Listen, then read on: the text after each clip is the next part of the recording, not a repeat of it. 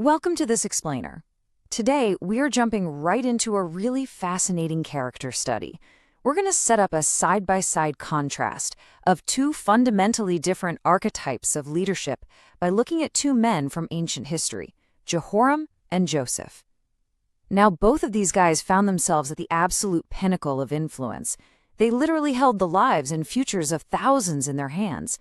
But how they got there, how they wielded that immense power, and the legacies they left behind, well, they couldn't be more different. If you want to understand the true nature of authority and how it interacts with human character, you are definitely in the right place.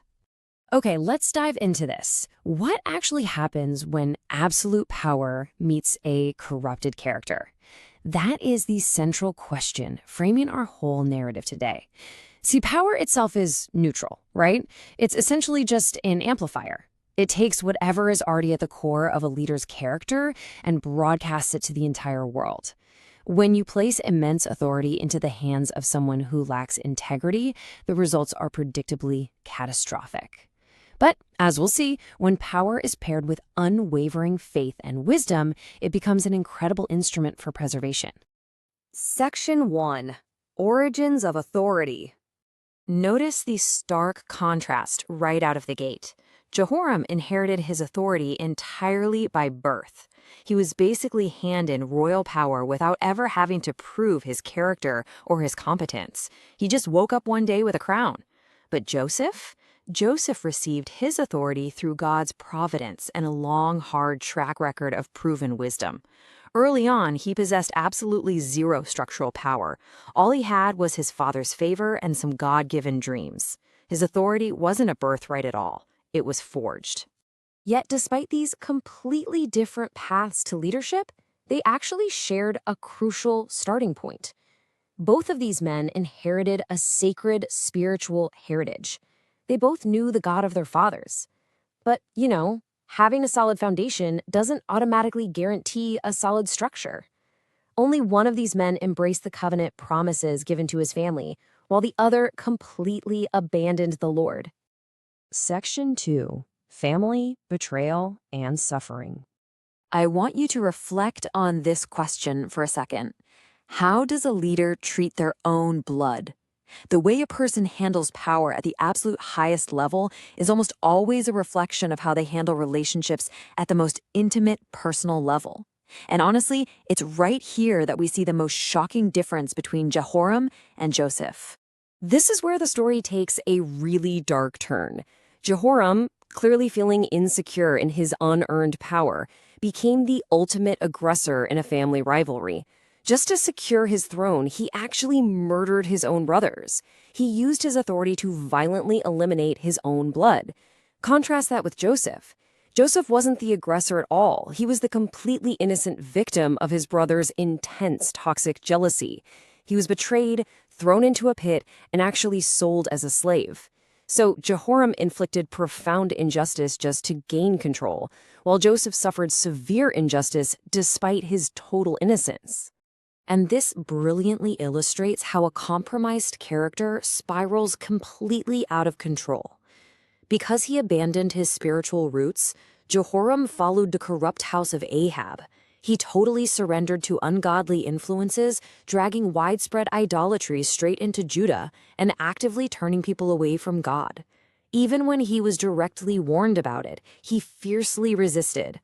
It is a textbook example of how bad company and unchecked arrogance corrupt character. Now watch how this builds into an incredible irony. For a time, Jehoram's royal throne concealed his deep corruption, though of course he was eventually truthfully condemned for his sin. Joseph, on the other hand, found himself sitting in an Egyptian prison, but instead of breaking him, that imprisonment actually revealed the immense, unshakable strength of his faith. Think about it. He was falsely condemned for doing what was right, fleeing temptation and maintaining his integrity, while Jehoram was truthfully condemned for doing what was wrong. A throne hid a sinner, while a prison showcased a saint. Section 3. Wielding Power in Crisis. Let's look at the real essence of their leadership styles. Jehoram viewed authority as a weapon to control others. Whenever he faced opposition, his default setting was violence. He ruled purely through fear. But Joseph, who eventually rose to become the second most powerful man in Egypt, viewed authority as a mandate to serve. He used his immense power to preserve countless lives. And even when he finally had the upper hand over the very people who had been hostile to him, he endured it without ever seeking revenge. Because true leadership is measured by restraint and preservation, not control and violence. The geopolitical consequences of Jehoram's foolish leadership were absolutely disastrous. He didn't just ruin his own life, he corrupted his entire nation. His rule weakened dramatically at home, he lost territories through widespread rebellion, and he significantly contributed to Judah's national weakness. So when a national crisis finally hit, he failed completely. The guy possessed a crown, but absolutely zero godly leadership. But look at Joseph. His wisdom produced unimaginable preservation and stability. He openly acknowledged God as the source of his insight, and then he used that insight to strengthen Egypt through brilliant, highly disciplined administration. He became incredibly influential within a totally foreign culture, but he did it without ever compromising his own values. He foresaw a massive economic disaster, prepared an entire nation for it, and guided Egypt safely through a devastating famine.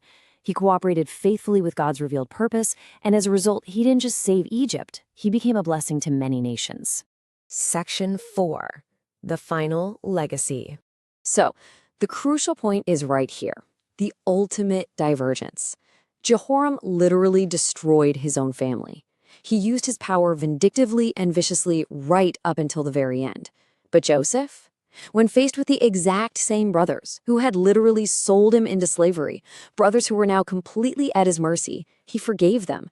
He possessed the absolute power to punish them, but he actively chose compassion. He restored what betrayal had broken. Let's summarize the sweeping, permanent impacts of their tenures. Jehoram endangered God's people, he corrupted his nation, and he suffered because of his own rebellion. His final outcome, he died in humiliating judgment. Joseph, conversely, suffered faithfully before God raised him up to serve others. His national impact was being a monumental blessing to many nations, and his final outcome, he died in profound peace, surrounded by immense hope for Israel's future. Because of Joseph's incredible restraint, his wisdom, and his forgiveness, he accomplished something truly monumental. Joseph preserved the very family through whom the covenant promises would continue.